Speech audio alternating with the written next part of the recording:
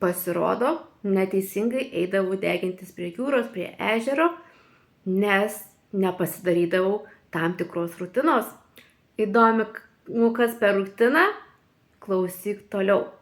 Pasirodo, einant degintis, reikia pirmą dalyką nušveisti savo kūną šveitikliu.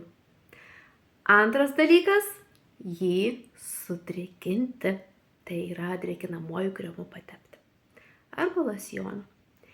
Trečias – nueiti prie jūros, išsipurkšti apsaugą nuo saulės. O ketvirtas – grįžus namo, pasitepti visą savo kūną priemonę po saulės deginimosi. Aš to nedarydavau, sužinojau, nuo šių metų visą tai pradėsiu daryti. O tu, ar darydavai šią rutiną, o gal taip pat kaip aš nežinojai ir eidavai tiesiog degintis ir tiek? Pasidalink komentare.